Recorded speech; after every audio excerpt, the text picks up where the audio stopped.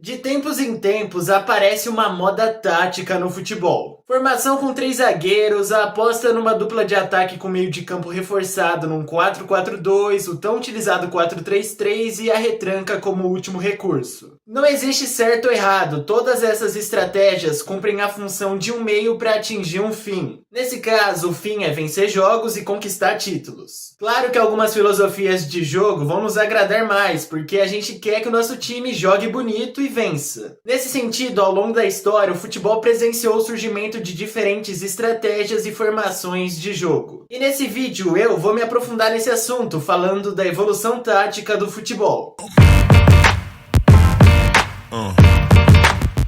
Bom, vamos nos atentar a um recorte a partir dos anos 50. Em 1958, a seleção brasileira consolidou uma mudança tática que permanece até atualmente. Antes da Copa de 58, a principal formação utilizada pelo mundo era o WM, basicamente um 3-2-2-3. Se pensarmos nos padrões atuais, essa formação é bem única e não está no nosso linguajar tático também. Há anos, a linha defensiva das equipes normalmente é mais composta por 4 homens, 4-3-3, 4-4-2, aquilo que você conhece. E se tem um time responsável por popularizar a linha de 4, esse time é o Brasil de 58. Mas antes disso acontecer, o cara que trouxe a revolução tática para a seleção canarinho não foi um brasileiro, e sim um treinador da Hungria. Esse homem era Bela Gutmann. Talvez você já tenha ouvido esse nome em algum lugar, porque ele foi um baita treinador lá em Portugal e também tem uma famosa maldição. Porém, uma coisa que provavelmente você não sabe é que esse mesmo Bela Gutmann treinou São Paulo em 1957 e deixou um legado simplesmente incrível. O treinador decidiu introduzir o 4-2-4 no São Paulo, num momento em que uma formação muito antiga, o 2-3-5, reinava no Brasil. Com isso surgiram os laterais, posição tão característica e exercida com maestria pelos brasileiros. O que conectou esse time são paulino com a seleção brasileira não foi apenas uma inspiração tática, e sim um trabalho conjunto de Vicente Feola com Bela Gutmann. Feola era auxiliar técnico no São Paulo e virou treinador na seleção brasileira. Poucas pessoas no mundo conseguem ter esse salto de carreira tão rápido. Enfim, o Feola se adaptou muito bem ao esquema, até por isso ele se encantou pela filosofia do Gutmann e implementou ela na seleção brasileira, trazendo mais passe curtos e uma construção de jogo desde o meio para o Brasil. Tudo isso deu muito certo e nós fomos campeões mundiais pela primeira vez. O mundo também se encantou pelo nosso jogo. Por esses motivos, outras equipes se inspiraram no nosso futebol arte e começaram a usar formações com 4 defensores. A principal variação do 4-2-4 que surgiu foi o 4-3-3, com a própria seleção brasileira na Copa de 62 utilizando essa formação. No Mundial do Chile, o Zagallo recuou da ponta para a meia esquerda. Com isso ele deu mais liberdade e segurança ao lateral Nilton Santos. A mesma coisa ele já fazia no Botafogo. Se o futebol brasileiro jogava de uma maneira leve, fácil, descontraída, ofensiva, o futebol italiano no final dos anos 50 e até um pouco antes era o antônimo desse estilo de jogo. Antes de José Mourinho, antes de Mano Menezes, antes de Fábio Carille, outros retranqueiros dominaram o futebol. O catenaccio, ao pé da letra, significa correntão, no sentido de acorrentar as portas de uma casa. E essa era a filosofia queridinha dos italianos, principalmente durante os anos 60, onde o catenaccio atingiu seu auge. Claramente houve uma inspiração no modelo de jogo suíço, que era chamado de Verrou e também era muito defensivo. Mas essa retranca italiana tinha uma identidade própria. No final dos anos 40, o treinador da Salernitana, Tipo Viana, sofria com a baixa qualidade técnica dos seus jogadores. Por isso ele precisava de uma estratégia que equiparasse o nível entre sua equipe e o adversário em campo e reforçasse o sistema defensivo. Então eis que num belo dia ensolarado ele estava caminhando pelas orlas do Mar Tirreno. Quando uma ideia brotou na sua mente, ele percebeu que pescadores estavam usando 2 redes sequencialmente, uma principal e uma reserva. Fazendo uma bela analogia interna, Viana percebeu que alguns peixes conseguiam escapar da primeira rede, mas sucumbiam à segunda. Já no futebol, a situação era semelhante. Os atacantes conseguiam sobreviver ao modelo de jogo onde os zagueiros estavam inseridos até aquele momento. Então o treinador adicionou um zagueiro extra, como se fosse uma rede reserva, e agora os atacantes não conseguiam mais escapar. Com isso, Viana se tornou o primeiro homem a popularizar a retranca italiana, mas ele não faz nem cócegas a 2 figuras que apareceram depois dele. O primeiro deles foi Nereu Rocco, que comandou uma série de times pequenos na sua carreira e se utilizou do catenaccio para extrair o máximo potencial dos seus jogadores. E até que deu certo, porque com um pequeno Triestino em 1948 ele conseguiu ser vice-campeão italiano. Pela sequência de trabalhos satisfatórios, ele foi contratado pelo Milan em 1961 e levou o Catenaccio a um patamar nunca alçado antes, sendo campeão italiano no ano de 1962. Seu time jogava num 5-3-2 e, obviamente, a defesa dos rossoneiros era muito sólida. Até em alguns momentos chegando a defender com uma linha de 6 por conta dos recuos dos pontas para defender os outros pontas adversários. Já os laterais, em alguns momentos, faziam papel de líbero. Mesmo com um estilo de jogo mais defensivo, retraído, o Milan teve o melhor ataque da competição, com 83 gols em 34 jogos. Na temporada seguinte, o Rocco ampliou a sua lista de títulos e venceu a Copa dos Campeões da Europa, simplesmente a Champions League. E não foi só isso, porque ele teve uma segunda passagem pelo Milan e venceu mais uma Champions no ano de 68. Já do outro lado de Milão, o azul, nenhum treinador foi tão bom como Helenio Herrera. Pra falar a verdade, nenhum técnico foi tão efetivo e vitorioso como ele usando essa estratégia de jogo. Para começo de conversa, o Heleno revolucionou o próprio Catenaccio, porque os próprios treinadores da época preferiam utilizar uma formação 5-3-2. Mas o técnico da Inter apostou numa formação 1-3-3-3, que também podia ser compreendida como 1-4-3-2. Basicamente, o foco do jogo era a defesa e a segunda linha, com 4 homens, conseguia fazer uma marcação individual muito sólida. Mas se o atacante conseguisse passar por essa linha, o que já era difícil, existia um homem atrás desses 4 jogadores e na frente do goleiro. E esse cara era o famoso líbero, que fazia a varredura dos ataques adversários. Já na parte ofensiva, a Inter apostava num sistema de contra-ataques com passes longos. Tudo deu muito certo. A Internazionale, sob o comando do Herrera durante 8 anos, venceu 3 campeonatos italianos, 2 Champions Leagues e 2 intercontinentais. Realmente o Catenaccio se mostrava muito eficiente e estava gerando um caminhão de títulos para as equipes italianas. Esse pragmatismo podia criar equipes vitoriosas, mas ao mesmo tempo incomodava muita gente, porque ele apostava no futebol engessado, onde só valia a pena jogar se esse estilo de jogo trouxesse a vitória. Mas para sorte do futebol bonito, o Catenaccio perdeu um pouco de espaço nas décadas seguintes e o futebol total entrou em ação. Com certeza você já viu algo relacionado à Holanda da Copa de 74. Um vídeo, uma entrevista, um relato, seja o que for, todo mundo vai apontar que essa seleção foi mágica e promoveu uma revolução no futebol, apontando sempre na mesma direção, a autenticidade dos holandeses. Pode parecer loucura e uma certa desorganização ter vários jogadores correndo na mesma direção atrás de uma bola, mas eu diria que essa era uma bagunça organizada. Os primeiros momentos do futebol total não surgiram por meio dos holandeses, e sim por meio de um treinador inglês chamado Jack Reynolds. Ele era um homem muito rigoroso e disciplinado, mesmo trabalhando por mais de 30 anos no futebol holandês, que era amador no início do século XX. Seu estilo de jogo era mais propositivo, ele era fã de um futebol mais ofensivo que gerava muitas chances e fazia muitos gols. Para deixar o seu trabalho mais eficiente, ele fez uma padronização nas categorias de base do Ajax, apostando nessa filosofia de jogo, algo que se mantém até atualmente. Definitivamente, os ideais de Jack se fixaram nesse clube holandês. E Rinus Michels, ex-jogador treinado por Reynolds, se tornou um baita treinador com base nessa estratégia. Ele se aproveitou dessa base tática e desenvolveu o futebol total no Ajax durante os anos 60 e 70. Nessa filosofia de jogo, chamada de futebol total, vários jogadores cumprem diversas funções e isso é feito de maneira conjunta. Todos estão em constante movimento e não possuem uma posição fixa. Obviamente, essa é uma estratégia mais complexa e necessita de jogadores muito inteligentes dentro de campo que realmente saibam o que estão fazendo. E para sorte do Michels, ele contava com homens muito inteligentes e habilidosos no Ajax, principalmente os Johans, o Cruyff e o Neskins. Com a consolidação do futebol total e um time estrelado à disposição, o Ajax se tornou o melhor time do mundo no início dos anos 70 e venceu 3 Champions Leagues seguidas. Tudo isso foi feito de uma forma única, muito bonita, muito vistosa, com um futebol muito atraente. Mas mesmo assim, o Michels decidiu buscar um novo desafio e foi treinar o Barcelona após a conquista do bicampeonato europeu no Ajax.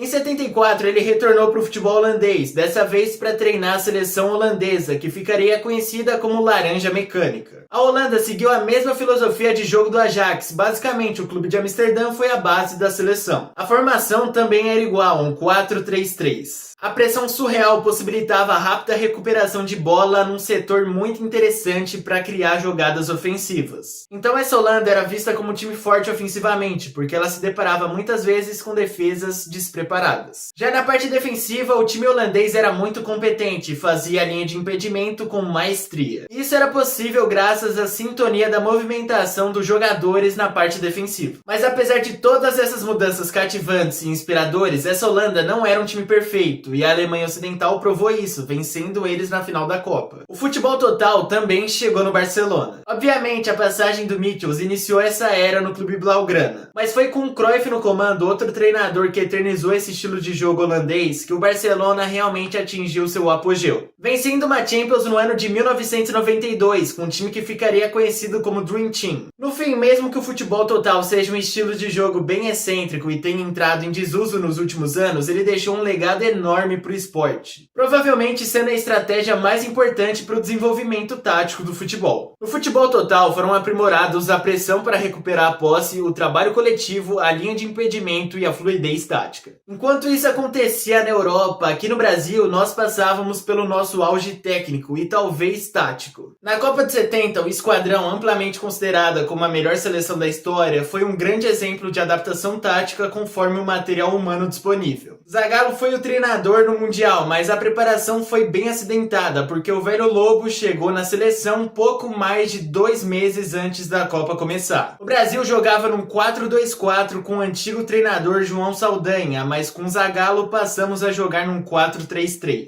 E essa formação foi pensada para encaixar os nossos 5 camisas 10. Eram eles o Gerson, o Rivelino, o Jairzinho, o Pelé e o Tostão. Carlos Alberto Torres era um lateral que apoiava muito bem, por isso ele ficava numa linha intermediária entre a defesa e o meio-campo. Assim ele tinha mais facilidade para atacar, em contrapartida o lateral Everaldo na direita era mais defensivo. Podemos ver com isso que mesmo que alguns times preguem pela linha de 4, muitos deles utilizam 3 defensores na linha mais recuada. Obviamente isso não acontece em todo momento do jogo, e sim em momentos mais específicos. No geral, essa é uma estratégia eficiente para deixar o time menos exposto, e realmente ela é bem inteligente, porque cada defensor cobre uma faixa do campo, a direita, o centro e a esquerda. Sinceramente, na minha visão pelo menos, a seleção de 70 não gerou tantas revoluções táticas como os outros times já citados, porque essa equipe apostava mais no talento individual de cada jogador e fazia o feijão com arroz no plano tático. Talvez você possa estar pensando que eu esteja menosprezando a seleção de 70, mas é completamente o inverso. Porque esse modo mais liberal do Zagallo deu mais liberdade e permissão para os seus jogadores utilizarem do seu talento e criatividade dentro de campo. E pelos incríveis nomes, esse era o caminho certo mesmo. Às vezes seguir uma cartilha tática mais rígida pode mais atrapalhar do que ajudar. E o Brasil de 70 foi um divisor de águas nessa questão, porque quando se tem uma equipe muito superior às outras, às vezes fazer o feijão com arroz é a melhor escolha. Bom, até os anos 70, o mundo do futebol já tinha vivenciado e passado por várias vertentes táticas. E se você parar para pensar, muitas delas eram muito extremistas, algumas mais voltadas para o lado defensivo e outras mais voltadas para o lado ofensivo. Dificilmente era encontrado o meio termo, até que o 4-4-2 britânico surgiu. Mas apesar de ter esse nome, o 4-4-2 britânico não surgiu na Grã-Bretanha, e sim na União Soviética por meio do treinador Viktor Maslov. Para ele, o 4-2-4 da seleção brasileira, utilizado na Copa de 58, não era algo a ser seguido à risca. E essa formação podia sofrer adaptações, e foi o que ele fez, transformando o 4-2-4 num 4-4-2.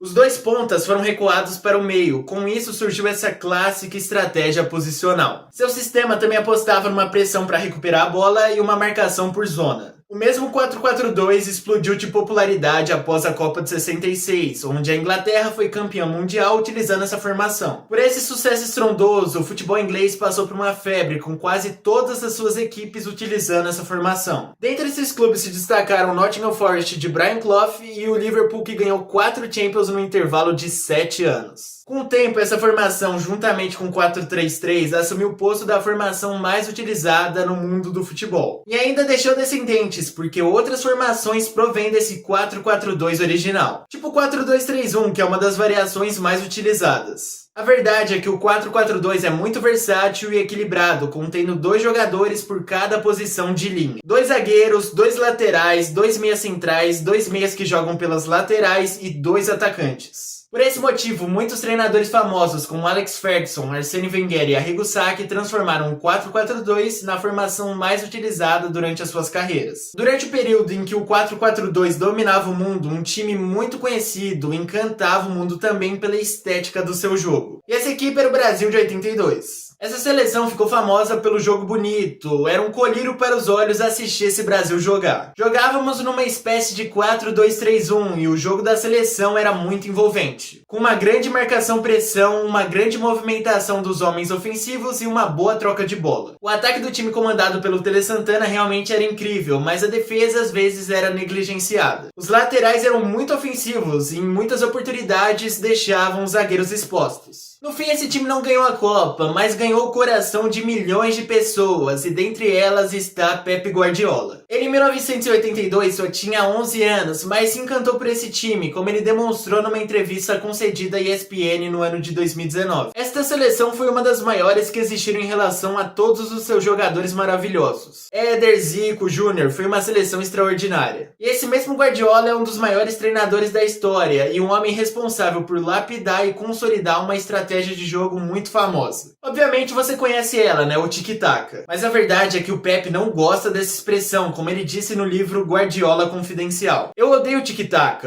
Odeio. O tic-tac é passar a bola por passar, sem nenhum objetivo. E isso não serve pra nada, não acreditem no que ouvem. O Barça não tinha nada de tic-tac, isso foi uma invenção. Mas o Pep, gostando ou não, é fato que essa expressão ficou muito marcada e vinculada ao futebol espanhol, o Barcelona e o próprio treinador. Falando mais no tic-tac em si, essa estratégia de jogo se baseia em 3 pilares. O primeiro deles é a posse de bola como estratégia. É preciso dar passes mais curtos e precisos para controlar o jogo, reter a posse de bola e ditar o ritmo do jogo. O segundo deles é a mobilidade contínua. Os jogadores não atuam em posições rígidas, eles podem se movimentar para ocuparem zonas importantes do campo. E o terceiro e último pilar é a marcação adiantada, digamos assim, onde o foco é pressionar o adversário após a perda da posse de bola no campo ofensivo. Com essa filosofia de jogo, o Guardiola assumiu o Barcelona em 2008 e ficou por lá até 2012. Durante essas 4 temporadas, o treinador empilhou títulos, dentre os quais se destacam 2 Champions Leagues e 3 La Ligas. Obviamente, o espanhol contou com a presença de muitos gênios, Messi, Iniesta, Xavi, Busquets e tantos outros. E graças ao belo trabalho da categoria de base do Barcelona, a La Masia, eles foram forjados desde muito pequenos a jogarem nessa filosofia de jogo, tic-tac. E com todo esse material humano excepcional à disposição, o Pep conseguiu transmitir os seus ideais da melhor maneira possível dentro de campo por meio de um 4-3-3. No clube catalão, ele aplicou uma série de inovações, como dividir o campo em partes para conseguir uma vantagem numérica. Também apostando em rápidas triangulações para desorganizar o sistema defensivo e confundir os adversários. E para fechar com chave de ouro, ele acentuou a pressão após a perda da posse de bola no Barcelona. Isso foi possível graças ao jogo posicional, que foi bem desenvolvido pelo Rinus Michels no Ajax e pelo Cruyff no Barcelona. Basicamente, o jogo posicional é uma forma que valoriza a bela organização da equipe em campo. Os jogadores se posicionam de forma estratégica, bem pensada para conseguir vantagens ali no campo, seja tendo companheiros mais perto da bola ou ocupando melhor os espaços. A bola circula bastante entre eles e esses jogadores mantêm o mesmo posicionamento para facilitar as triangulações e o formato de losango. E todo esse processo ajuda a equipe a avançar de forma mais clara no ataque e mais organizada, é óbvio. Mas nem tudo é perfeito, é óbvio. A questão que fica no tic-tac é quão efetivo consegue ser um clube, um time, jogando com essa retenção de posse de bola. Não dá para ficar tocando a bola de um lado para o outro, é preciso ter um direcionamento, uma intenção com essa posse de bola. Senão essa estratégia se transforma em algo completamente maléfico. Luiz Aragonês e Vicente Del Bosque não caíram nessa armadilha e conseguiram adaptar muito bem o tic-tac na seleção espanhola. Inclusive, muitos jogadores do Barcelona foram protagonistas nesse período vitorioso, onde a Espanha venceu 2 Eurocopas e venceu uma Copa do Mundo. Isso foi uma baita ruptura tática no futebol espanhol, que sempre investiu mais em um jogo voltado ao contra-ataque por meio de ligações diretas. Mas como dá pra perceber analisando as conquistas anteriores e as conquistas depois dessa mudança, obviamente o tic-tac